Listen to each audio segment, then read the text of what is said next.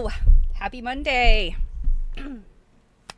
So Druid is on a 55 stream streak. Congratulations, Druid! That's pretty awesome, though. I mean, Druid is my ride or die mod. She is always here, and I am so grateful for her. And I hope you had a good 4th of July, my friend. What'd you guys do for the 4th? I hope everybody safe, hasn't melted away, still have 10 fingers. Oh my goodness. 4th of July is so wrought with, like, you know, craziness. Weather here, thanks, Druid. Weather here was terrible. I think they canceled, like, everything. Late at night, there were some people doing fireworks, and I think last night people did fireworks, and some of them were very bad citizens. There's tennis courts down near the high school, and somebody set off fireworks there, I think last night. And this morning, there's all this firework garbage all over the tennis courts. I saw it on Facebook. So I'm like, bad citizens, bad. You know, and I see, so more and more often I see people, you know, really complaining about, you know, the detriment of fireworks. I think, I mean, they're illegal in so many places. I mean, let's put it that way. They're really not legal in Maryland. The small stuff, the stuff that doesn't like jump off the ground. You know, just little things that shoot sparklers, that kind of stuff, you can buy in the stores in Maryland. The stuff that, like, is big and beautiful, they sell that in Pennsylvania. A lot of Marylanders go to Pennsylvania to buy them. Even though I think they're also illegal in Pennsylvania. I don't know how all that works. It's crazy. Maybe Pennsylvania people can buy them, and then they sell them to Marylanders. I don't know. My husband and, I mean, this is probably 20 years ago, my husband and our neighbor got some of those fireworks, and they were amazing, but the whole time they were shooting them off, and my backyard is very long and narrow, and the whole time they were way back there shooting them off, we were just like, oh my God, please don't let these land on anybody's roof, set anybody's roof on fire, like, ugh. So it's kind of scary, and you know, drought conditions, not good to set off fireworks. Bad air quality, fireworks are no good. Apparently, Washington, D.C. early yesterday, I think, late the 4th, early the 5th, had like a code purple air quality because of those 800,000 rounds of fireworks they did on. It was late. I watched some of them. It was crazy. Yeah, and then, you know, something I hadn't really thought about, of course, pets. More animals, or dogs specifically, run away and are lost on the 4th of July because they fear the fireworks. And then another one I saw recently posted was about a woman whose elderly father is a Vietnam vet, and the sound of fireworks in the neighborhood like really triggered his PTSD, and he was having some real issues. They had to end up taking him to the hospital. So, you know, I mean, fireworks, I think, are historically intended to just be so beautiful and fun, and they cause a lot of problems. So, yeah. You went next door for food, and you were terrorized by their joy from a distance. Yeah. You know, here in Maryland, as far as I know, they were canceled. I didn't watch any of the news, but typically they do them down on the harbor. They're on the water on a barge. Same thing down in D.C. They were on the Potomac River on barges. And I think that's, you know, probably the safest way to do them, you know, and having professional pyrotechnics people work with them, and not just some random, like, yeah, I know fire. You know, at the very least, a fireman, maybe. But most firemen, I think, are kind of like, fireworks bad. So anyway. Other than that, I am grateful that my 4th of July was very, very low key. Unfortunately, my area was hit really bad with storms that night. I only lost power for a very short period of time. This is the one magical thing about where I live. I'm on high ground, so I'm knocking on wood. We rarely flood. And I'm very close to the power station. And I don't know for all the grid stuff. I don't know how that works, but the longest, knocking on wood, the longest I've ever lost power is maybe like a few hours overnight. But gosh, the people, there's a lot of people in Maryland without power, and really mid-Atlantic, probably all over the East Coast. And I know our power people, BG&E, they're out, trying to get people hooked back up. Lots of down trees and things. The wind apparently was really bad. So it was just, like my husband, one of his park areas, he showed me pictures, and I'm like, what is this? What am I looking at? I don't even know what this picture is. It's a picture of a tree that went, like a limb went all the way through one of their vans, like just straight through the top of the van, straight through. I was like, oh my gosh. That's like tornado type stuff. So I don't know if they confirmed that a tornado touched down there, but even if just the wind knocked it over, like that's terrible. And I know, Druid, you've experienced roof damage from trees down. It's scary. And after the fact, it's like, what an inconvenience. It's hot and all the things, So anyway, yeah. Oh, if it's not fireworks, it's firearms. Well, you are in the country, sis. I'm on the edge of the country, so sometimes I wonder, like, I hear stuff and I'm like, was that fireworks? Are they shooting again?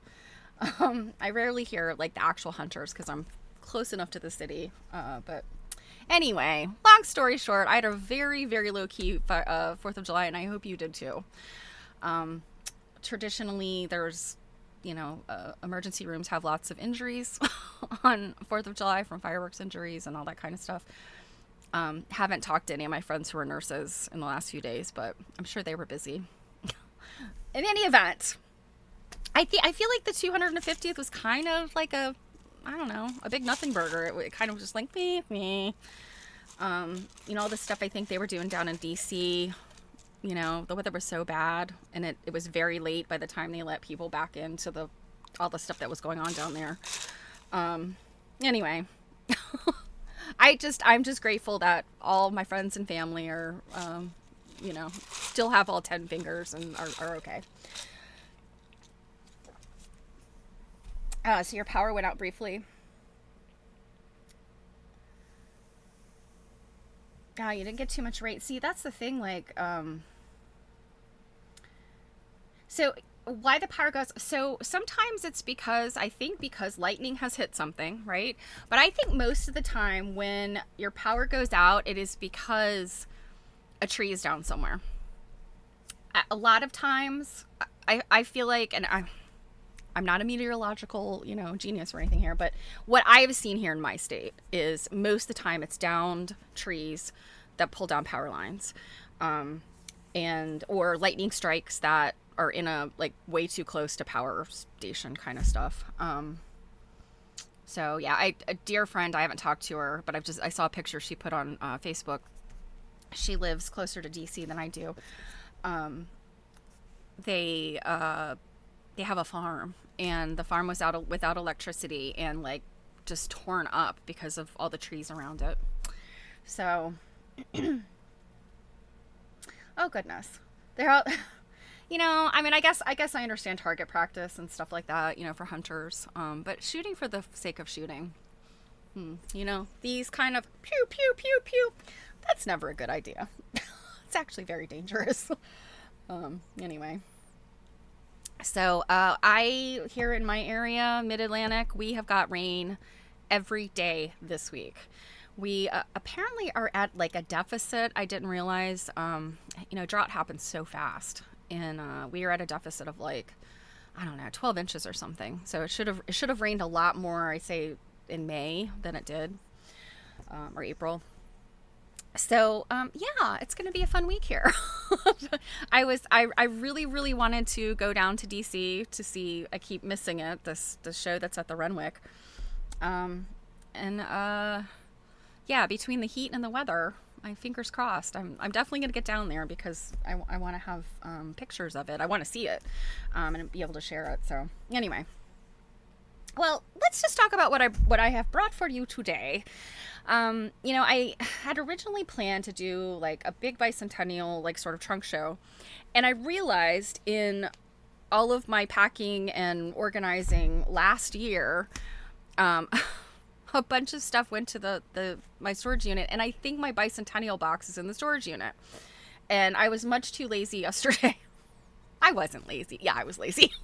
I was much too lazy to go over there yesterday. So I pulled together what I had here on my bookshelf, some of its objects, and it's maybe some newer stuff that you haven't seen. A few things I know that you have seen, but I thought we could just take a peek at it.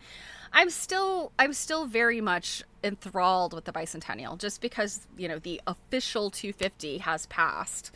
And the rest of the year is just, well, it's 250 now, right? I'm still very enthralled with this idea of America's birthday and the Bicentennial itself. So, it still remains on my research. I haven't done a whole lot lately, but I feel like this summer, it is summer, August, when I get to see another show out west. That's such a southern thing, going down somewhere. Well, Nebraska's that way for me. So going to Nebraska to the IQM, we'll see a really fun, I think it's probably a mashup of Centennial, Bicentennial, America's birthday type stuff, quilts from their collection, Sandra Sider's book, that if you read that with me and Jill, it's right here. So she's doing a show, and it's been hung at the New England Quilt Museum, so I'm excited for that. And then my dear friend Alicia at the Virginia Quilt Museum, she just hung this show, which is 250 quilts commemorating the Commonwealth of Virginia. So I need to get down and see that show. So there's still a bunch going on that will be happening. So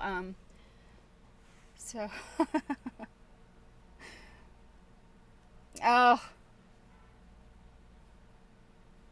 yeah, I think, yeah, that's the thing. I mean, I think there's hopefully many more July 4ths ahead of us, but I feel like this year, maybe the lead up to this official 250th birthday was sort of meh, kind of like nothing burger. I feel like the rest of the year, I mean, it's the middle of the year. It's Christmas in July, I mean, we could do what we want for the rest of the year. So, yeah, I think we could keep celebrating it. And, I don't know. It's, just looking at the past and the future. Obviously, none of us will be here for the 300th unless, somebody's got the fountain of youth. But, we can look at it historically. And it's interesting. It continues to be interesting. It's, in the whole scheme of things, 250 years is really not a lot of time. When I was a child, 250 years might as well have been 10 million years, because it was so very long ago. But, I think quilt study has really, created in me like a much greater appreciation for history, and sort of, I'm not so distant from those people. I think I've probably mentioned that before, but and you start to see their wants and desires and things that they did and thought about, really no different than what we have today. I mean, we have technology that they didn't have, but as people, we are kind of still the same, and that really, really interests me. So, the sort of the social experiment of it all. All right, let's get moving on some stuff. So I actually have a little bit of an Averil Colby update for you. And it's not superb, because you guys, I think the last thing I said on Thursday was, looking at particularly Averil Colby's High Summer quilt. That's, we have a black and white picture of it in her book. I can't find that quilt anywhere. Supposedly it's in the Quilters Guild collection. The Quilters Guild is the national, quilt guild of the British Isles. They have an incredible collection. They have cool stuff. They have wonderful people you know, safeguarding it, but they don't have it online. If it is out there, if they actually have it. So I'm not convinced they have it. So I'm going to keep looking, but I had some other stuff. So whether we get to that today or not, you know, I do have that as an update. So, she actually did some kind of cool stuff. I was sort of surprised to see. So let's get through some of this bicentennial stuffs. So I will say the first thing I'm going to show you is not actually bicentennial. I got excited when I saw this. So Grit was a magazine back in the day, and Grit Needlecraft was, you know, one of these needlecraft services. And when you start to look at the return addresses on these needlework services, many of these needlework services have the exact same address. They just might have a different box number, or they have the same box number and they just have a different envelope. So, you know, that's something that I've wanted to look more into. And I know there are people that have done this research. Looking into all of these like newspaper and magazine patterns, you know, and where they came from and how they were managed. And I just picture this like giant warehouse in New York, you know, because so many, you know, I have many patterns, you know, of the 20th century. And so many of them, you know, that they were kept in the envelopes that they came in, and they have, you know, one of these addresses in New York City. So very interesting. And here, when I took the picture, I didn't show it, but the little, this is the little return address label or the address. And she cut this out of the magazine and sent it in, and they glue it on here. So it's like her address label, essentially. And it also says the pattern number, so she knows what's in here. Anyway, I thought this was cool. I was like, there's, you know, there are a bunch of presidential quilts, you know, in terms of political quilts. And I thought, oh, this was cool. As soon as I pulled it out, I went, oh, wait, this isn't bicentennial. Because look who's there in the corner. Jimmy Carter. Jimmy Carter was not president during the bicentennial. So I, carefully looking at this, I think I found it was 1980. It's 1980 something. And as it turns out, on the back of the envelope, they're celebrating Grit the magazine's centennial. And so they're 100 years. So it's like 1983, I think, 82 or 83. So anyway, a little bit after the bicentennial, but this political stuff, I feel like it goes together. Oh, by the way, let me switch back to me for a minute. There was one thing I didn't take a picture of, I forgot, was sitting on my desk. They're recent acquisitions. So the Bicentennial Wagon Train Pilgrimage to Pennsylvania. This was a thing. They had like Conestoga wagon train. There is an area in Pennsylvania that's like Conestoga. I don't know. You know, I kind of feel like this was an area where they were maybe building these things for the pioneers or buying them there. I don't know. But these Conestoga wagon trains, they talk about them. They were like 18-wheelers, basically. You know, a giant wagon and then, you know, this team of horses. So, you know, this was the highway of the pioneers, just like, you know, we today are on the highway with 18-wheelers. So they did this, and I don't know a whole lot more about it. You know, you guys that maybe are a generation older than me maybe remember this. I know, you know, it was definitely in the newspapers and magazines. It just was a thing they did, and an interesting one at that. The Bicentennial, the standard Bicentennial patch. I got this one specifically because it is from Kennedy Space Center. I thought that was pretty cool. So kind of a two for one bit of history. So let's go back to my screen. Okay. So, of course, you know, I just uploaded these, so inevitably they're not going to want to resolve. Okay. So the Quilter's Cookbook. All of these communities that made Bicentennial quilts, you know, put out different kinds of things. Some of them just put out a book and you'll see some of these, of the quilts. And, you know, just talking about what was in each block, who the makers were, etc. Others did things like this. They put out this cookbook. Calaveras County, of course, is in California. And just flipping through here, each section, so, you know, like we get to cakes, cookies, and icings, that's got one of the blocks on the facing page, and it talks about, you know, who made it, and, you know, it's just a picture of the block, a little bit about it. So, I mean, that's pretty cool. Now, the contents of the cookbook are your standard, like, I guess, all of these types of community church cookbooks, the kind of thing, like, where everybody sends in recipes. And I think that there were companies, in fact, I know there were companies. This one is Country Club Station, Kansas City, Missouri. It just says Circulation Service, but I know that there was like a company, and I don't see. Oh, this one also has lots of advertisements in the back of it, which are pretty cool too. I haven't looked at them in detail, but it's, you know, all this stuff in California. I'm not seeing the name, but anyway, like, this kind of stuff, you could get this service to put this stuff together for you. And, you know, churches, like I said, churches,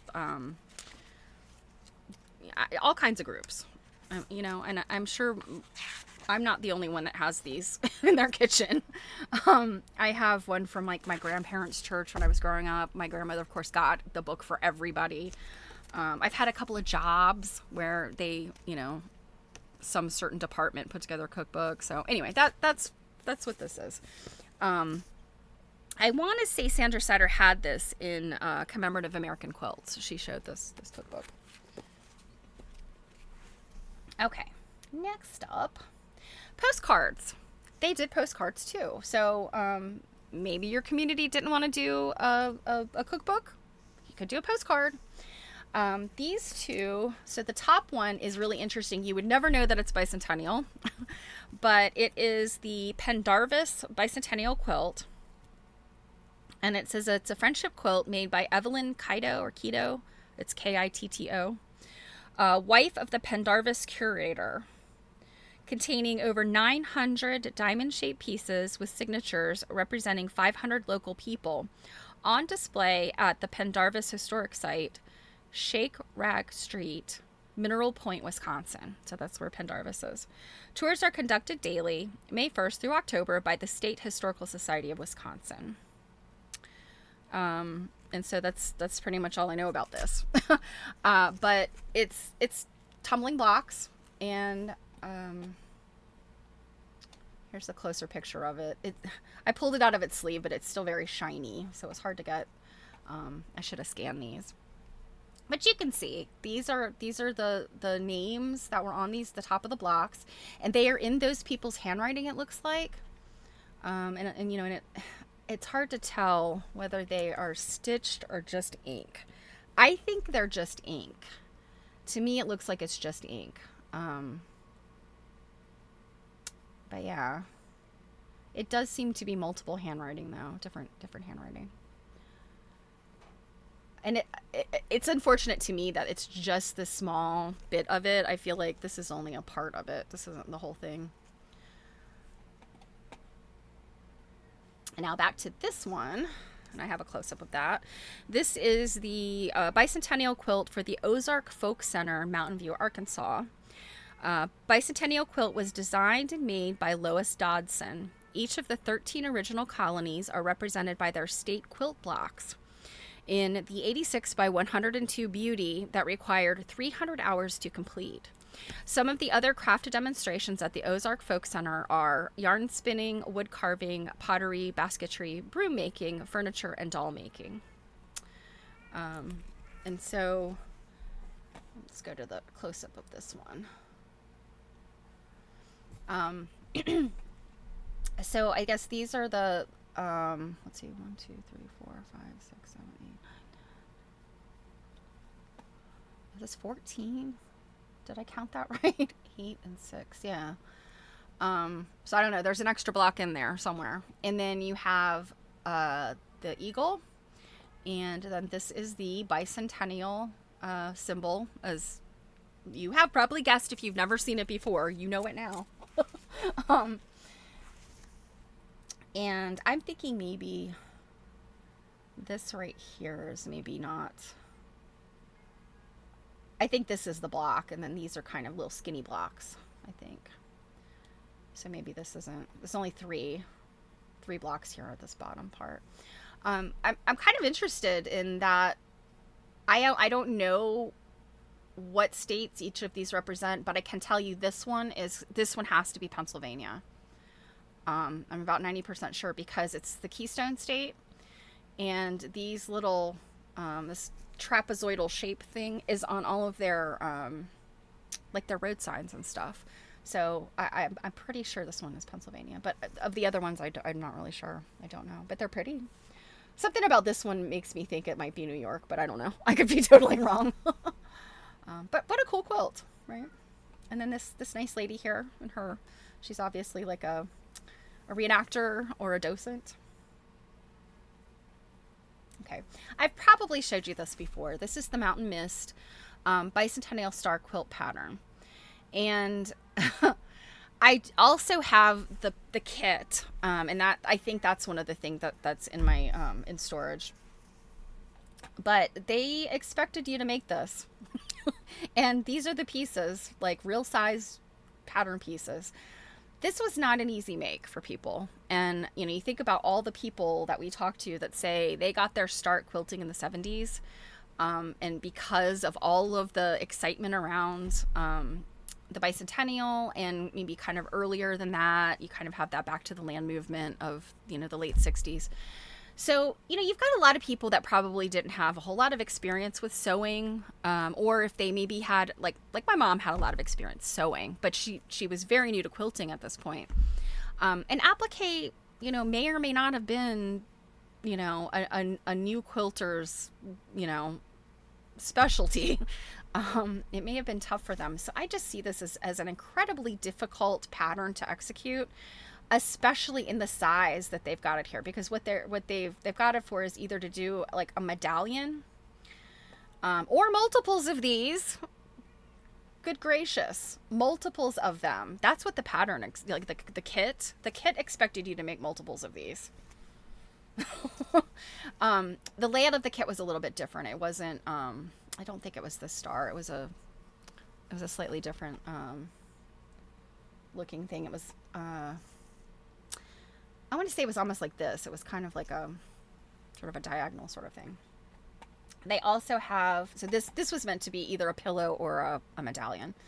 And then this is a possible quilting design. So, like, wow. That's a lot. Thank you, Stearns and Foster, for believing in us. All right. This is fun. So this, I'm certain I have acquired since I last showed a bunch of bicentennial stuff. This was given to me by a very, very dear friend, who I saw at an event, and she said, "Hey, I've got stuff for you," and she whips this out, and I was like, "Oh, it's a Lee Ward sale flyer." Now, I also have it for Christmas of that year. I didn't take pictures of that one, but so this is the spring and summer sale of Lee Ward's Creative Crafts Center. So Lee Ward was the Midwest-ish, I guess. I don't know how far west they went. We did not have them on the East Coast. On the East Coast, I would think so an equivalent might have been, say, Ben Franklin, I'm thinking. Ben Franklin was kind of started more, I think, as like a 5 and dime, but they kind of went towards crafts at this point in time, into the 80s. Woolworths maybe is another kind of similar, but Woolworths was also more of a general department store. So I guess that's as close as I could get to explaining what Lee Ward is if you didn't know. I never went to one. As far as I know, they're not still in business. Or maybe they are. I don't know, but I kind of think they aren't. Frank's might be another one that's sort of similar. We had Frank's here on the East Coast. Frank's also had, so they had all the crafts and stuff, but then they also had a nursery. So, they had they had all the plants and stuff, and not fabric. I don't think they really had fabric. So anyway, Lee Ward's might be kind of unto itself a thing. But oh my goodness, look at this, all this excitement. So we've got lots of red, white, and blue. We've got, eagles and trains and all the things. America. I didn't even look at this stuff. Here's like a sampler. That's pretty cool. That's kind of a reproduction looking sampler. This thing, I don't know if this is like crewel needlework. Look at this little guy, kind of Sunbonnet SeaWorld type of guy. Okay. Resolve. Okay. So, I mean, I have not looked very, very, very closely at this in a while. So you could get historic documents for decoupage. You could get the Bill of Rights. You could get the Constitution. A diorama shadow box. Eagle crewel picture kit. Here's this museum sampler kit. That's pretty cool. Birth of Liberty calendar towel. We're going to see a calendar towel in a bit. Look at this. There's an index and everything. This was just a flyer, but I'm guessing this is for the big catalog, maybe. I'm not sure. So every 76 special price ends in 76 cents. From 76 cents to 44.76. I wonder what cost $44.76.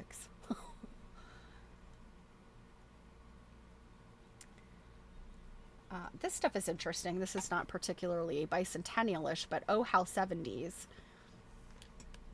And this says ballpoint paint.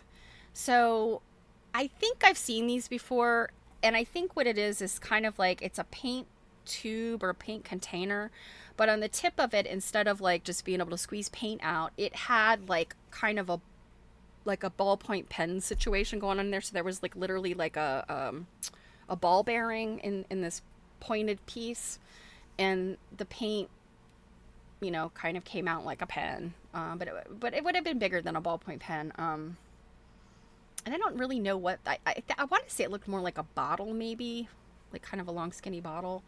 I don't know that they show them on the page, but look at this stuff you can make. Can you imagine? Like, I could just see these being like bowling shirts, these king and queen things. And the frog with the guitar, I love that. And then you could do these bags. Who had one of these bags with that piece at the top? It's like a piece of wood, like a wood slat. And I think they were kind of milled like so that they were kind of half round, and then they would have like a slot in there where the handles of your purse go, or your handbag. My mom had several of these kind of things. We have some embroidery patterns. These look like Campbell's Kids. This is huge. I guess this is a tablecloth. And actually I think this might be the ballpoint paint. So yeah, it was like a tube, like a paint tube. Yeah, maybe a little bit different than I was imagining. This looks like some sort of spirits to deal with the paint. She looks like she's having a grand old time. So yeah, ballpoint something. Very interesting stuff. We just got a couple more pages. So this is just your basic quilt kits that were available at the time. Those cross stitch, already quilted baby quilts. And then, these were like either Paragon or Busilla or, whatever brand. I think Lee Ward's, they might have branded their own. So these, like, again, these may have been Bucilla or Paragon or one of those, but I think Lee Ward's, and I think like McCall's, maybe Ladies Circle. Some of those companies would kind of brand their own packaging, you know, and sell these things even though they are identical to something that is branded as Paragon somewhere else, or Bucilla or whatever. And indeed, everything ends in 76. Oh, but this ends in 99. These are not ending in 76. So this is their fabric, I think. In DMC floss or ballpoint paint. And you guys, I think I probably would have lost my mind, because check this out. These are all miniatures. All this little miniature stuff. They had their dollhouse game at Lee Ward, at least in 76, was strong. They have this whole list of all of these little things. Oh my goodness. I could see myself there as a child, like going, I want this thing, and I want this thing, and I want that thing. I need this thing. And then the back of it are these dollhouses. So I asked, what was $44.76? Well, not quite that much, but these were $34.95. And they're saying that these were sold elsewhere for $75. Now, of course, that's could be marketing speak, but if there is potentially, you know, these are being sold elsewhere, like, you know, boutiques, Sears, I don't know. $75 seems like a lot of money in 1976 to spend, you know, on like a child's toy. You know, I could see people that are like collectors or, you know, adult dollhouse enthusiasts. I could see at that time, you know, people expending that kind of money, but it kind of surprises me that there might actually be these dollhouses for $75 elsewhere. And I don't know, is $34 in 1976, is that a lot of money? You know, I feel like that's a significant amount of money too. So yeah, I sometimes my mom will mention things and say, oh, you know, $5 or $10. And I'm like, $5 or $10? Oh my gosh, could we go back to those days, please? Okay, so it's another one of the Bicentennial, what are we going to do about our quilt things? And this is the Ames Bicentennial Quilt book. I got this directly from the well, maybe not directly from, but I think I bought it on Amazon, or not Amazon, at eBay. I think I bought this on eBay, and it came from the Ames Public Library, where it was withdrawn. It doesn't have a withdrawn date, but it does have a newer looking card pocket in it. You know, probably not of the new century, but I could see this was... It has stickers and things in it that, you know, make me think it did last until at least through the beginning of the 21st century. And then they withdrew it. So I'm hoping that they had multiple copies of it. It was entered in, it looks like February 22nd, 1979. So my hope is that they have other copies of it, because this was their quilt. And I believe that they actually say in here somewhere that this, like, the library or the historical society were the places that the quilt was kept. It's a skinny little book, but it's interesting. You know, they were very serious about it. They had the, you know, the Bicentennial seal on here. And this is the first couple pages that you've got a map of what the quilt blocks are and who made them. And then you have this picture. And sadly, it is not a great picture, because it almost looks like they Xeroxed the quilt. I think this is probably like a Xerox of a picture of the quilt, but it's, you know, sadly, in 1976, we just didn't have, you know, the easy image sharing. It was expensive and difficult. Now, unfortunately, the rest of the book is just narrative, and this is an example of what you would find. So, it talks about the quilters and the block. So, it's good information for research. Not much to look at, though. So, not to say it is kind of disappointing, I guess. I wish that we'd had better technology. I dropped one of my postcards. Ah! Hold, please.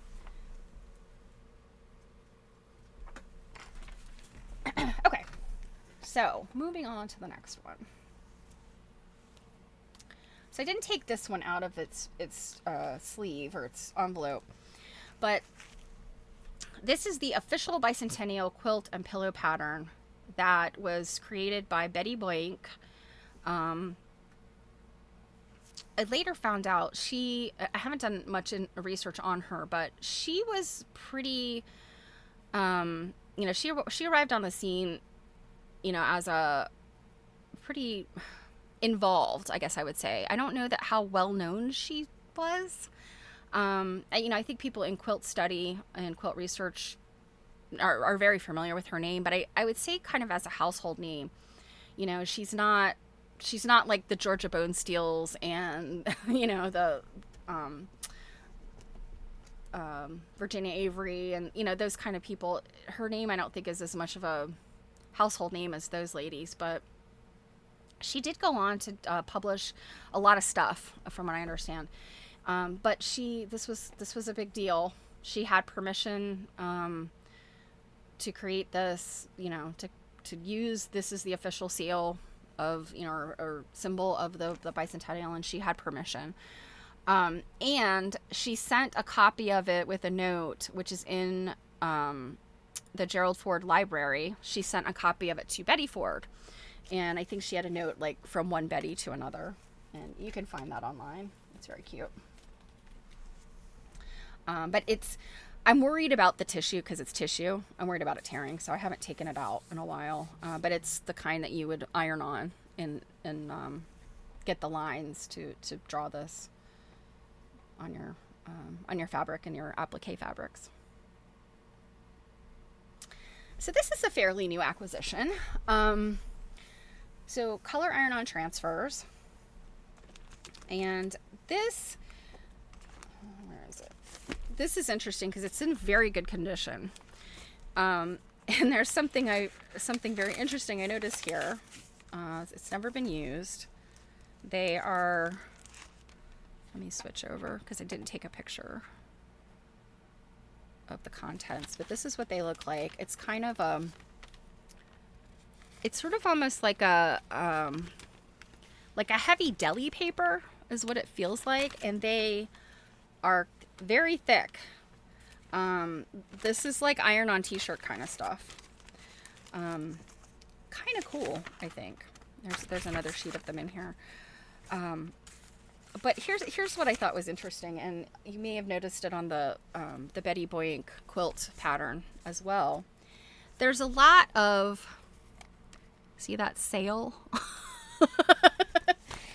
There's a lot of stuff that, was created in 76. And I think I mentioned the other day, and I'm pretty sure it was here and not on Quilt Nerding, although it may have been on Quilt Nerding, talking about this article that a friend sent me about the Bicentennial schlock is what they called it, but it's I believe it's a Yale professor who in 76 recognized that the Bicentennial was creating a lot of stuff, and some of it was ephemera, like paper related items that or disposable items that would probably not be saved otherwise. So he kind of created this database collection, whatever, of this stuff. And it was ridiculous. Like it was, advertisements and coffee cups and, just disposable things, burger wrappers, condoms, like all of this stuff that's, Bicentennial. But my theory, and I don't think I'm wrong, is that you'll see a lot of this stuff with sale prices on it because there was so much of it. And certainly people bought it, but also they were like, we got to get rid of this stuff now. It's 1977. So I'm fairly certain a lot of things were marked down, and people bought them later.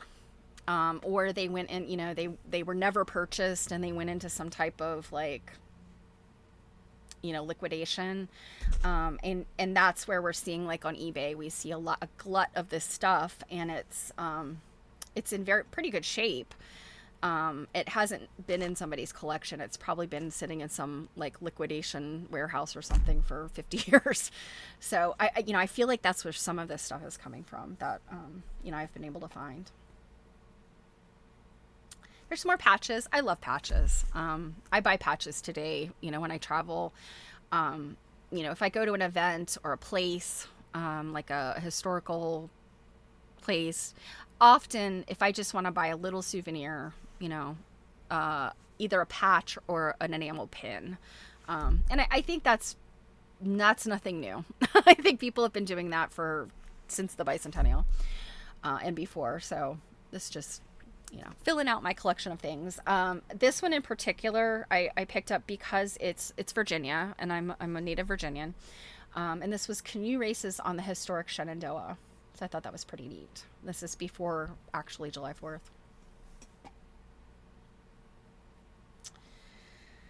So they made cookbooks, they made postcards, they made books, they made coloring books. So this one, the Quilt Square coloring book. And this is interesting. And this is Dover. I'm trying to remember. Is it Dover, Delaware? Or Dover someplace else? That's terrible. I never actually looked here. No, it's not Dover, Delaware. It's Dover.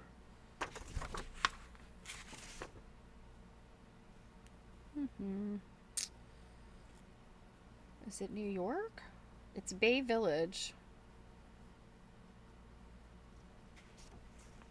Lake Erie.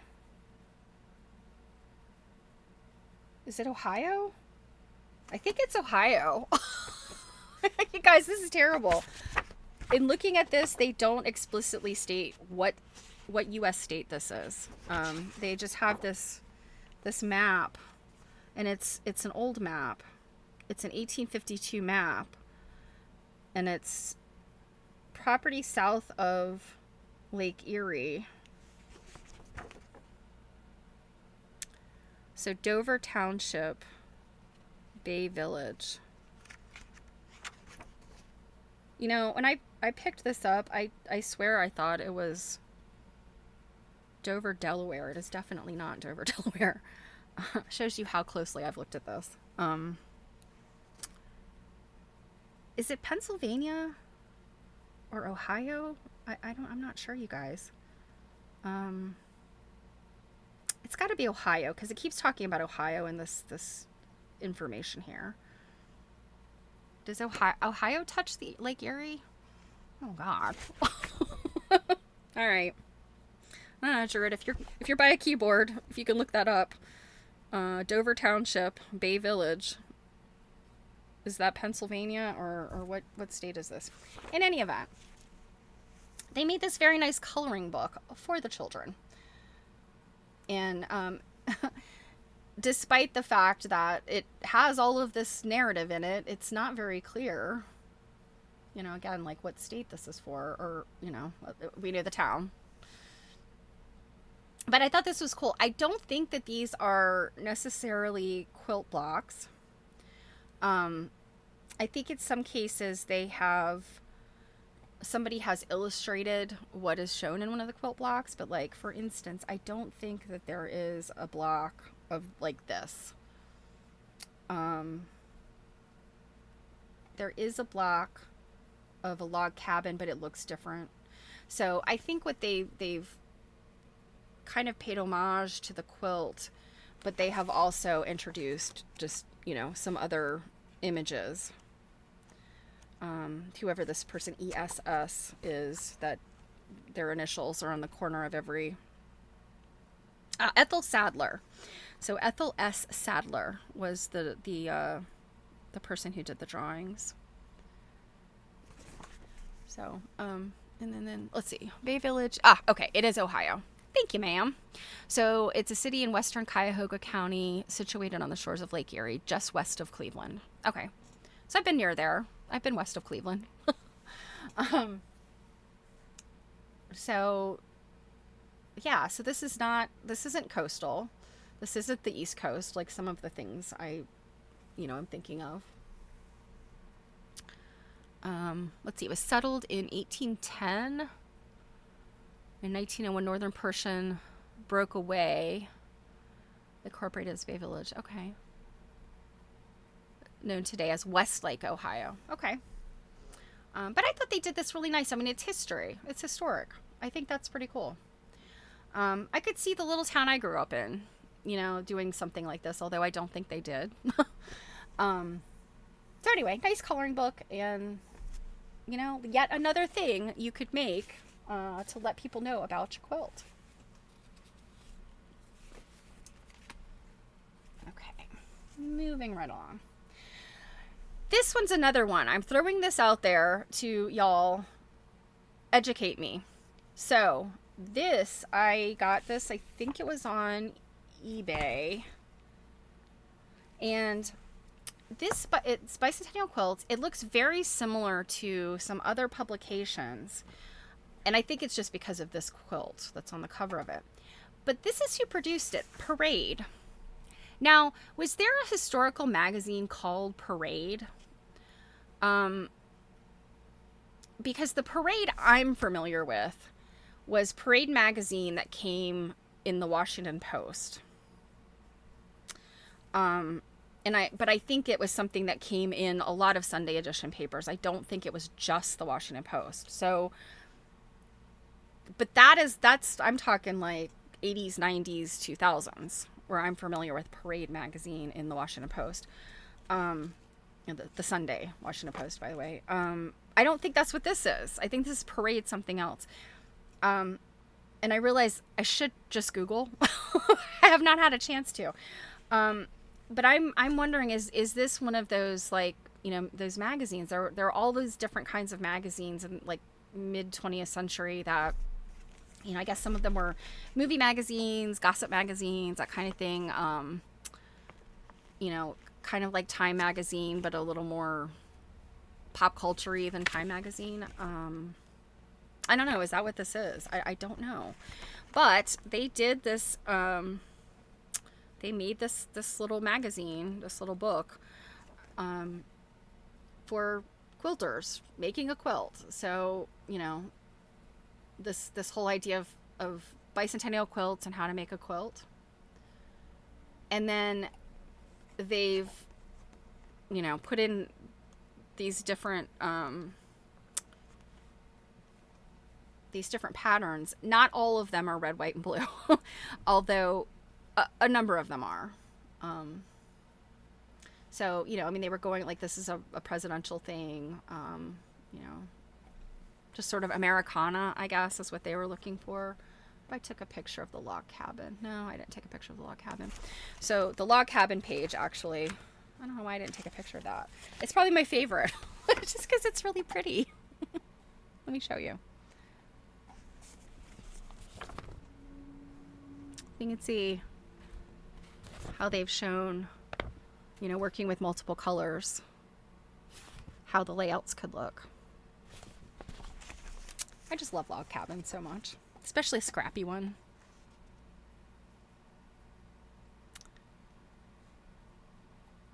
Okay. So next up, so this spends time also in my Sunbonnet Sue collection. And I guess after I did a Sunbonnet Sue trunk show, I pulled it out and put it in with my bicentennial stuff. But this little book confounds me, as many little publications like that are kind of obviously sort of self-produced, or small press produced. So Bicentennial Beauty Quilt Patterns. It's very basic. It's kind of, this is sort of the first part of the instructions. It's kind of got, how you lay all this out, color codes and such. And then you have a bunch of these patterns, applique patterns, So, okay, got me there. And then we jump over into this, which appears to be a crochet or knitting. Has nothing to do with Sue, Sweet Sue. Is it knitted or yeah? Yeah, Afghan. So using an Afghan hook. So an Afghan hook is it's a style of crochet, I think, right? And then you have these cross stitch motifs that you would stitch onto this Afghan, this Bicentennial Afghan. So the book gives you no indication that there's anything but quilt patterns in here. But surprise, we've got a crochet knitting pattern as well. It kind of reminds me of oh gosh, what is the lady's name? Margaret something. Way back, those of you that might remember Mary Fawn's Quilt Nerd. Quilt Nerding's a spinoff. But Mary Fawn's, there was a book of Christmas quilts, and the woman that put it out had also fabric, fruits, and vegetables in that book. Randomly, very random. She had put the patterns out independently, so you could buy a package of the patterns, but for some reason this book was published. It had the patterns too. Very odd. But that's what this reminds me of.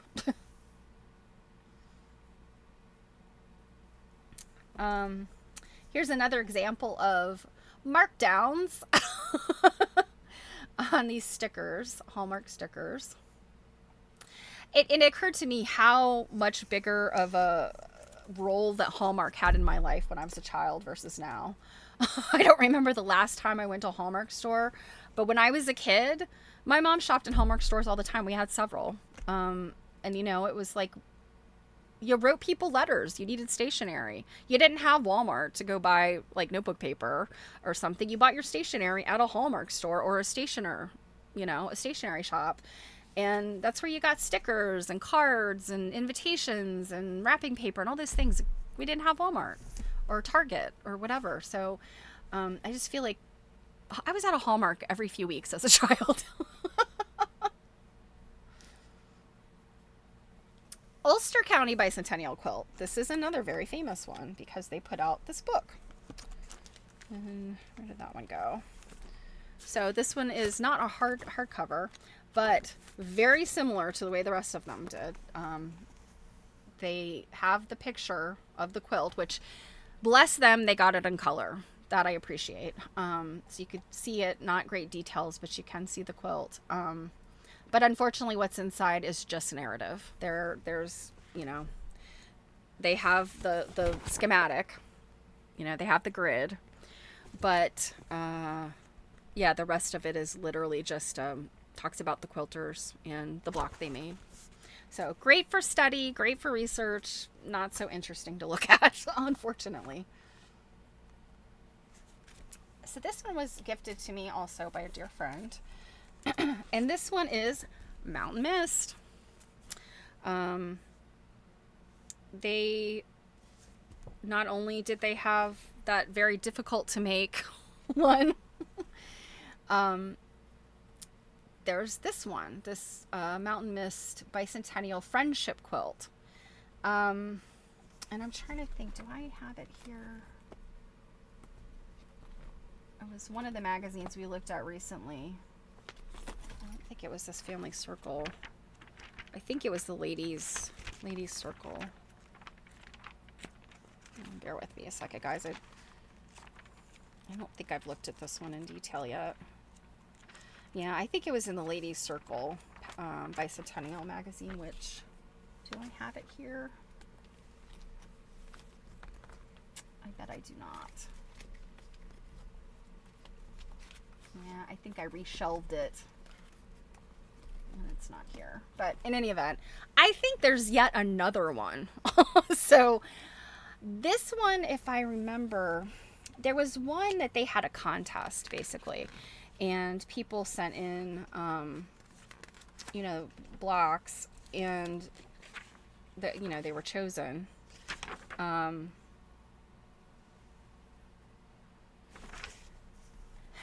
and I'm not sure if that's what this one is or not. I mean, I see a couple things there. I mean, you can see that that's the state of Maryland right there.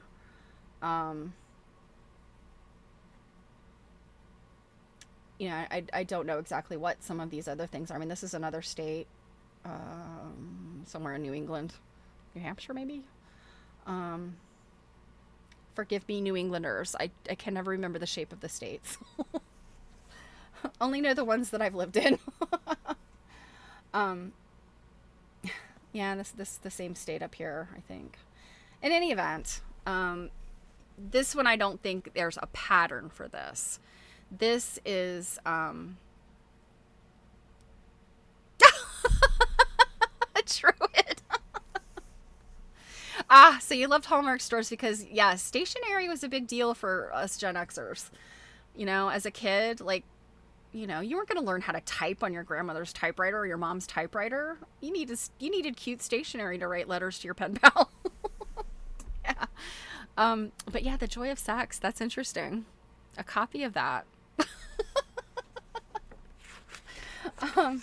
But so this quilt that we're looking at here, there is no pattern for this quilt. This I'm 99% sure is the one where this friendship quilt where they sent people sent blocks in, and they were put into this quilt.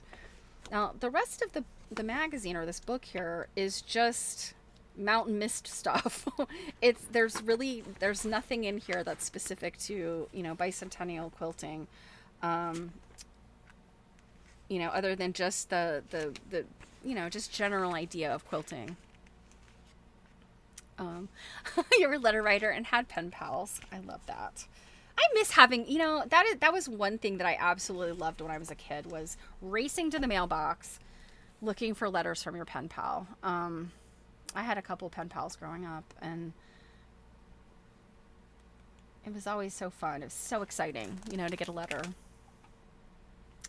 So this is just an example inside this book, and these are the mountain mist. You recognize these. These are mountain mist things that patterns, kit quilt. This one I think is kind of cool. This hex. I come across this maybe another time and I forget about it. I think to myself, "Ooh, I want to find out more about that," and then I forget about it. So that's why I took a picture of it, hoping to jog my memory again to look this up and find out. I'm assuming that there's a pattern for this. So, that's what this is. A whole lot of mountain mist advertising, essentially. So the McCall's Bicentennial Quilt Book was another one like this. And, this one has more sort of flag / sort of bicentennial-ish stuff, but it also has a lot of stuff that's completely unrelated, and it's just quilts. And I see this as being, one of these types of, books or magazines that people might have picked up. And even though they didn't really have a whole lot of involvement in bicentennial quilt making specifically, like these community quilts, it was via the advertisement for these community quilts and these other types of red, white, and blue kind of stuff. These companies were trying to capitalize on that, and they had a lot of staying power, I think, because it's just so much of this stuff was out there.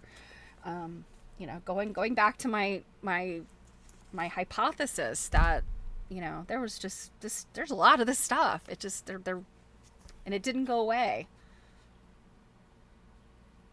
The ubiquitous calendar towel.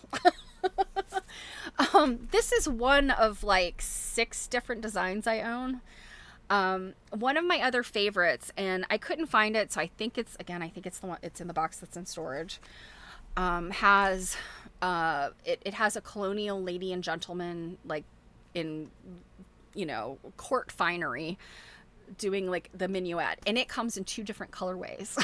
I was shocked when I found that. I was like, oh my God, I have that, but it's a different color. So, this is also the kind of thing you could buy at your Hallmark store. I do not remember the company at all, but it would come like either in a long square box, or a tube, and it would have the hanging rod, that went here, and the string. And my grandmother always, without fail, to the day she died, she had one of these calendar towels hanging in her kitchen. My mom and my uncle's wife somehow or another would find them. The only place I see them now are people that, independent service designers that make them. Every year, Spoonflower, towards the end of the year, they'll sometimes have a contest, or, people that just design fabric will design these, quarter yard or half yard, things. But anyway, this is one of my favorites. It's cute. It gives me like my childhood, like, all over. It's just very cartoonish, and those basic colors are it's very much like my childhood. So some of the fun fabrics that I've collected, I have a whole bunch of Bicentennial fabrics. Those are primarily what is in the storage box, along with some of these other things. I'm going to get it out because I want to do like a full documentation of all my stuff. Because I have picked up a lot over the past few years looking at these things. But these fabrics are another, like, really sticking in my memory, from the 70s. But these were popular with, these kind of like the Centennial fabrics.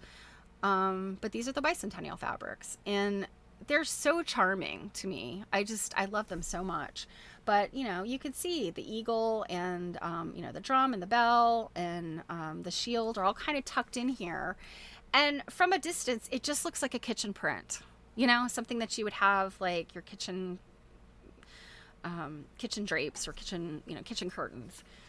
And then this one are a little tavern and what would you call them? Guild, like these kind of guild things. Like the bootmaker. Most of these say tavern, though, I guess. In my mind, I've always thought of these as being like the bootmaker and the potter but I guess many of them are tavern signs. But I just love this stuff. It just, again, this is like so, like, it just reminds me so much of my childhood. All right. Next up. This actually might be the last one, I think. Did you know that Avon made craft kits? This is not my first Avon craft kit, but this is one I got recently. I want to say it popped up. I was actually doing some research and looked for something on eBay. eBay is like a really good place to research when you're kind of looking for what's out there. And I wasn't looking for anything Eagle or Bicentennial related, but here we go. It popped up and I went, oh, that's a good price. I will go ahead and buy that.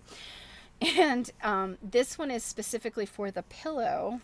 I think you could get just the smaller version was the framed one, and then this bigger one was the pillow. And the one I have is the pillow. And it has everything in it. It's got all of the needlepoint crewel yarn. It's stamped on there, and then it's got the piping. It's got like a, this bright blue piping and a zipper. I'm guessing the backing fabric is just the same fabric as, the front. I haven't taken it out to lay the whole thing out yet. In any event, who knew? And the funny thing is, Avon was not an insignificant part of my childhood either. One of my mom's very good friends who had kids that were my age. So, they were, from the time I was about 2 or 3, they were sort of in my circle. Her her older daughter babysat me. Her younger son was the same age as me. So like, you know, they were part of my life, my entire life, 50 years. She sold Avon. Like, I think she still had like active Avon account or whatever. She passed away recently, and I think she still was like an active Avon representative. But she, you know, she did pretty well for herself, I think, you know, during the 70s and 80s. But, you know, we'd always have the Avon catalog at my, you know, at home because, you know, my mom saw her often, and I do not remember this stuff. So I don't know if it's just like, you know, something you don't care about, your eyes glide right over and it never makes its way into your consciousness. If it's that, or did they sell these some other way? I suspect it was just they were in the catalog, my eyes glazed over it, or perhaps they were in the catalog at an early enough time. I wasn't looking at the catalog. I was too little. So that could be it. If this was, you know, 76-ish, you know, I was not at 3 years old perusing the Avon catalog. You know, by the time I was 8 or 9, when I did look at the catalog for, you know, little girl stuff, they had perhaps not stopped doing these. So that's just my guess. You know, again, it's another, you know, it's another line of inquiry that I've just, you know, been curious about, but I've never, you know, spent much time looking into it. Probably could just ask my mom, you know, of all people. And when I purchased this, I kind of sat and thought, you know, my mom's friend, the Avon lady, you know, the fact that she passed away recently, I'm kind of like, oh, you know, I could have asked her. My very first Avon creative needlecraft kit was their like a little stuffed mouse, and I think I picked that up maybe 3 or 4 years ago. So I had time and I squandered it. All right, so that was the last one. So I hope you've enjoyed this little stroll through a few bicentennial items. Like I said, I want to do a bigger, like a more beefy sort of trunk show of all of these things. And I mean, nothing has become more clear to me than the fact that there's a lot of this stuff. I mean, I have like a Rubbermaid tub of things, of kind of a wide variety of things. So craft kits and quilt kits, and I had, and I think it wasn't long ago that I showed them. They were little from Hallmark, little dolls, little like rag doll type dolls that were like George Washington, Betsy Ross, and so on. So all of these things that just appeal to me because they remind me of my childhood, and I'm curious about, you know, research. I don't even think it like even is a pinprick on the tip of the iceberg of bicentennial stuff. Certainly when I got that article from my friend recently, you know, about the bicentennial schlock in the New York Times, you know, I just thought to myself, like, yeah, this doesn't surprise me at all, that there's so much of this stuff out there. All right, so let's look at the Averil Colby things that I did find. I was very disappointed. I searched the V&A. I was certain the V&A had to have stuff. They don't. And then, you know, I did find the Quilt Guild. Their museum has a few things. Now, Google, and it's the AI that I don't ask for. When I do a Google search and it automatically gives you the AI, sometimes I just go with it because I'm like, all right, that's good enough. I feel like that's accurate, and then I can follow up on it. But what this gave me, it's, you know, so it's Google Gemini essentially. What it gave me was, it said that Averil Colby's estate was preserved and went to the Quilt Guild. Now, it's not that I don't believe that, because I do believe it, but it's basically the AI creates this circular argument, because it's like oh my goodness.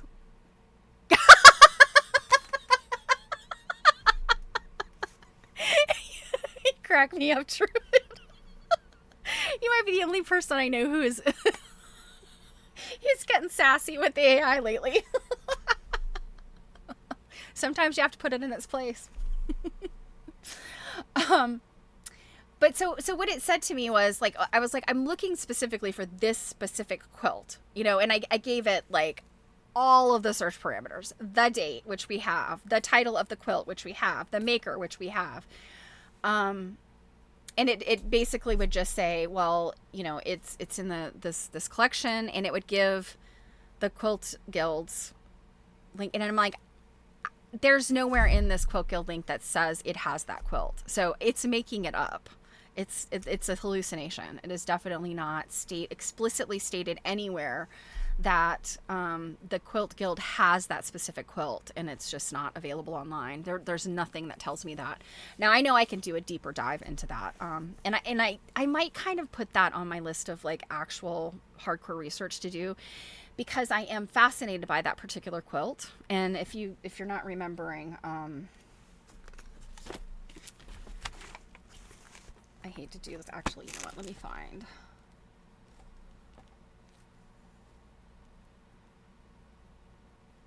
Just to be clear, which quilt we're talking about.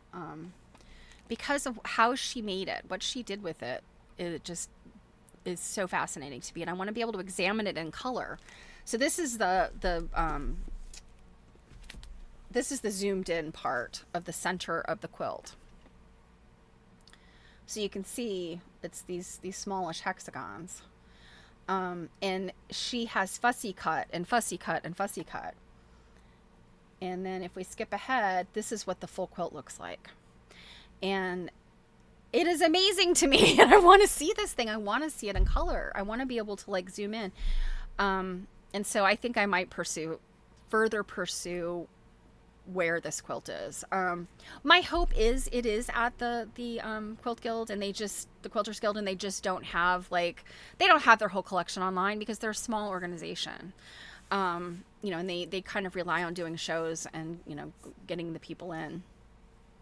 So, yeah. In any event, Google didn't help me. AI knows nothing about this quilt and just lied. But to me, this looks like a garden maze, kind of. But she calls it High Summer. So, what is this conversation you had? So, it apologized and said it would dial back. You also called it reactionary because there's some cattle on the loose. Simply searched why they would leave their pasture. It started giving you all these directives. Call the police. Keep records.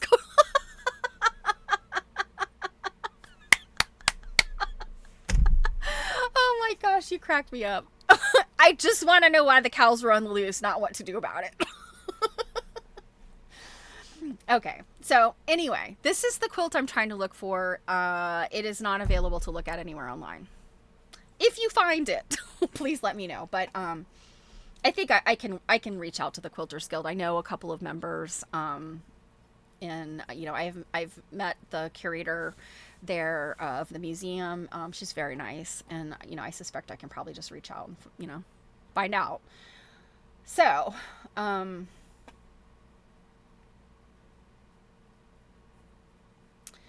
here's what I did find. So at the V&A, I was shocked to find out they only have 2 Averil Colby items at the V&A. And this is one. This is a chair cushion.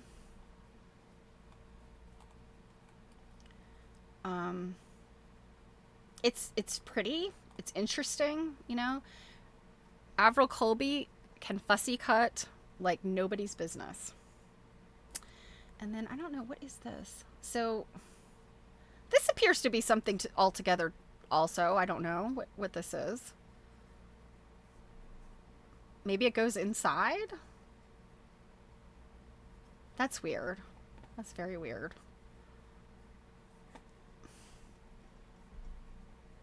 Yeah, I don't know what this has to do with this. I'm confused by that, but yeah, I just thought this was really lovely. And she clearly has taken, you know, some very beautiful fabrics, fussy cut, to make this lovely pattern. And then this outside, like, I love one of those, tile floors that is like that. I can't remember what that's called, but it's, the small black squares, and then the other ones would be like white or gray. Very cool. Okay. The other one is this, which she calls Black Frost. I love these names. So High Summer and Black Frost. And they only have this one picture. You can't zoom in much, but it's another, like, very simple but very striking looking. And she's done this fussy cutting. If you look really closely in here, it's not all hexagons. She's got these kind of kite shapes, I think, and some diamonds, to create this interesting layout for this pillow. And that's it. That's all they have. Now, the collections at the Quilt Museum, which is part of the Quilters Guild, they have this entry, Averil Colby samples. And here they have this little thing where you can look. Somewhere I read, and I think it was in the Quilters Hall of Fame, because she's been inducted into the Quilters Hall of Fame. I think there was a story saying that these little things, they're pin cushions, and the one on the right, so they're clearly like some fussy cutting going on here on the one on the left. The one on the right, I thought, and I can't zoom in any further, unfortunately, but I thought those might be like sequins or buttons or something. Apparently those are tiny little hexagons, supposedly. But they do appear to have like a bead or something in the center. But what I read was that she was known to just constantly be stitching these little items, little things, little samples and stuff. And when, someone would come visiting, she would be stitching, and while they were visiting, and by the time the visit was over, she would have a pincushion to give them. And, something small like this, in theory, somebody who's skilled at making these and who's made a bunch of them could really whip one out pretty fast. So I think that's probably what she was doing, was just kind of just creating these little samples and giving them out. And they're so cute and charming. And, clearly she's got some fussy cutting going on, and really lovely. And I swear, I go back to the fact that it really does look like there's, and I can't move my mouse to really show you because it'll take it off the picture, but sort of around the bottom of that center black hexagon, I swear those look like sequins or buttons or something. But another, I want to say it was the Quilters Hall of Fame. They said it was, they were tiny hexagons. So I don't know. But I mean, look at this. She made this heart. I mean, that's lovely. That is so beautiful. And she's just making these things as samples.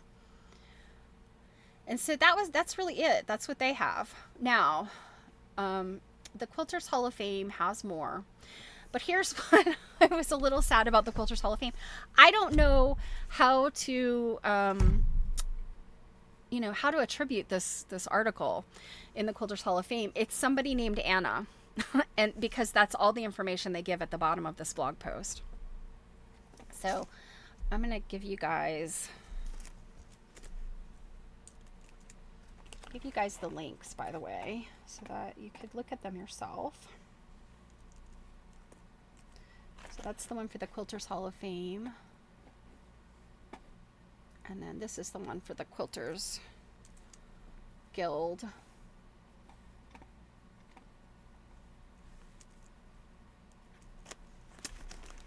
So, I'm not going to read this, but the person that wrote it, Anna, whoever she may be, she had pulled together images of Averil Colby's books, which this is the version of Patchwork that we're reading, or we have read. We technically finished it last Thursday, but the appendix is also very good, so I don't want to say it's done just yet.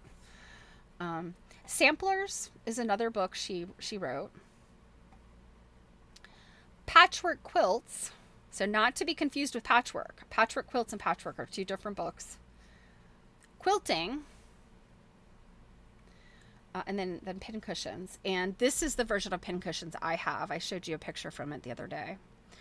But this was very much in print because it went through at least 3 different editions with different covers. This was cool. So this kind of gave me the idea that Averil Colby kind of is like the Florence Peto of the UK, I think. Because, and I could see them, and gosh, I really wonder if they ever met each other, if they ever corresponded. I would love to know. And, if I, perhaps there is some evidence that we could find, but Averil Colby did, along with Mavis Fitz Randolph and Elizabeth Hake, they found all of these quilts and they documented them. And I think Averil Colby's, although it's a terrible picture, but it's better than some of the others, right? Like, it was just so hard to see any detail in so many of these quilts. But this particular one, this 1790 marriage coverlet, I think we looked at it the other day. And then this modern version that this woman made, and this quilt had Averil Colby not identified this quilt, and presumably it's in a museum. It may never have been found. That's kind of the idea here. And Florence Peto did the same for a number of quilts. There's one in the Smithsonian I could think of. I don't remember the woman's last name. I always remember her first name was like Safanisba because it's such an interesting name. And then there were some quilts that she helped get into the Newark Museum. And then there's quilts that are at the Shelburne because she was friends with Electra Havermeyer, who started the Shelburne. So I see Averil Colby as kind of being also that kind of person. And so, you've got an example of a quilt, a modern quilt that came to be because Averil Colby found the very old one. Now we looked at this one, and I think also looked at the fact that this is the Greek slave statue by Hiram Powers that is in this quilt. And this, and I don't know if it's because it's maybe like a later version of the book, but I swear the book did not say this. So it says Colby looked at this quilt and imagined it had been made by a farmer's wife because of the presence of so many domesticated animals. She also noted the picket fence enclosure. But her theory didn't explain the anchors or the exotic animals and completely left the 2 largest figures on the quilt unaccounted for. I swear that was in here though, but maybe it was in what we read about the quilts on the V&A site. So this is where I can't remember from literally one Monday to the Thursday. But in any event, that there has been some later scholarship on this quilt. And then this, of course, we just saw from the Quilters Guild. And I think this might be where I read... so Colby was a prodigious maker of pincushions. It is reported that she worked while she had callers and often sent a completed pincushion home with them when the visit was over. Not all of Colby's work was Lilliputian, although it seems like she really did like to make tiny things. And this picture is different. Like, this is not, I didn't find this on the Quilters Guild, but it must be, they must have this somewhere. Because you can see, where they're laid out with measurements. This is very cool. So this is a sampler, I guess, what you would call, and very clearly English paper pieces in here. And so many different sizes. I mean, I just really lovely. And I mean, even these little these little things that look like they're 3-dimensional, like they're not stitched down. Excuse me.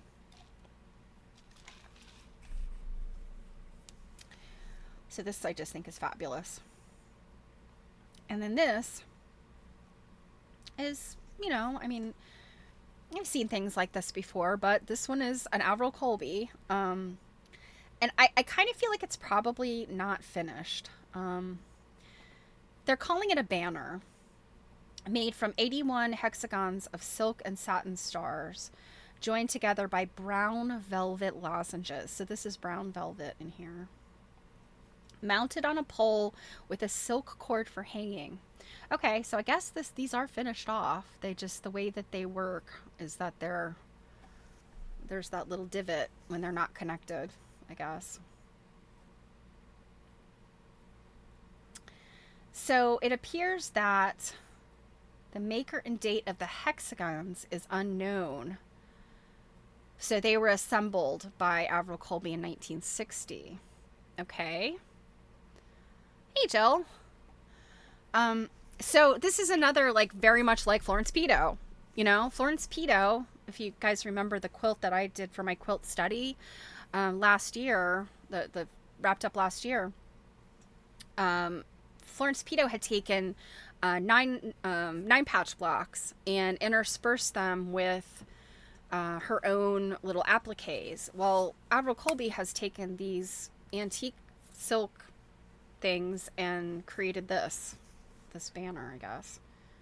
I still, looking at this, would have not guessed that it was finished. But my bad. Okay, so fabrics spanning the late 1700s to the middle of the 20th century. Look, it's proof positive that she was a prolific fussy cutter, because you can see all of this. I mean, it's like Swiss cheese, right? And then here's an example of her pieces, you know, laid out as she's working on them. I just love to see people's workspaces, and so this one's really good.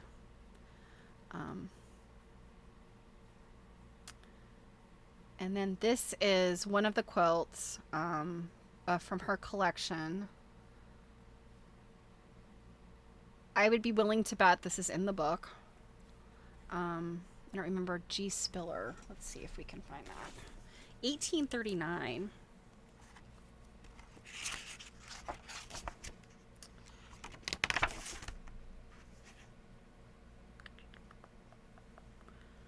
Well, I don't see that name, Spiller. Well, maybe they have found that name later.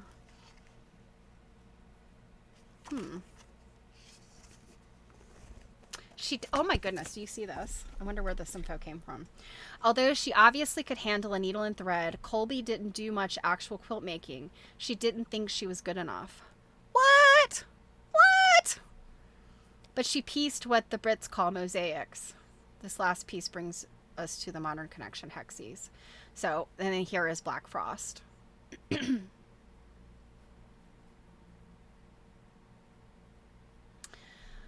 So this is interesting. 1953 V&A, given by the Needlework Development Scheme. So that was some other organization then. And then this writer, you know, talks about kind of the modern incarnation of use of hexagons. And this looks like, oh, this is from Fat Quarter Shop. So this is using Tula Pink fabric. So definitely a modern thing. And then this is a picture of her later in life. And I think I may have showed this picture after I came back from Festival of Quilts in Birmingham. I'd taken pictures of some of their displays, and this picture of Averil was one of them. And this, I liked this. So this person, Anna, this is an example of her editing the galleys for this book, the book we have been reading. And she says, this is her little note here. And she says, how many authors would use the phrase, be kind enough to? Because it says, will you be kind enough to re-paragraph this page? And then I think it says beginning from these marks, you know, down to another spot that this might be covering up. So she says she could have used simple proofreader's marks, and she describes these. Or she could have just written a directive, but instead she asked, as if the printer would be doing her a favor. She elevated and equalized the transaction. That's old-fashioned manners, and I very much would have enjoyed knowing a person who could bring such grace to a business transaction. So I thought that was lovely. But I think it's interesting to see her own handwriting too. I don't know, that just always interests me. You know, what do people's handwriting look like? I have seen a picture of her when she was younger, and now I can't think where I saw that. It was in something I was reading recently, so my apologies that it's not on the top of my head, but I am going to keep looking for that quilt though. I mean, again, it seems like it was the only like really fully formed quilt she made, and it's blows me away that she thinks she's not very good at what she does, or she's not good enough to make a quilt. Come on, lady. What she did with this. I mean, let's look at it again. I'm sorry, but this is amazing. Why won't it stay? There we go. This is amazing. This is amazing. This is a person that has a lot of skill. So it just makes me shake my head. I don't understand. You are a very talented lady, Averil. So anyway, it's called High Summer. I'm going to keep looking for it. If you run across anything about Averil Colby that, you know, you think I might not have seen, I would very much appreciate a heads up. And in the meantime, I'm going to reach out to the folks at the Quilters Guild and see if it's in their collection. And if it's at all possible to get a picture of it. Because I imagine it. I mean, again, going back here, and just looking at this alone tells me what I need to know about that quilt, is that it's absolutely beautiful. Because she was a fussy cutting champ. Just amazing. Well, you guys, I think that's going to do it for today. I'm not going to read from Patchwork today, but we do have more to read. But it is the appendix. We technically finished when I finished with the 20th century present day work. There's some kind of cool tutorial type stuff in here that I do want to look at. But we'll do that on Thursday. And yeah. I'm leaving just 'cause, yeah, sorry, Jill. This is the first shorty I've done in a while, and yes, it is because you're here. You're just stinking up the place. So yeah, Jill and I we're getting ready to start a new book soon. So if you have not hung out with us in a while, come on back. We'll be starting Roderick Karakoff's book, American Quilts. I'm blanking right now on the subtitle. Let me go back here. The full name of the book.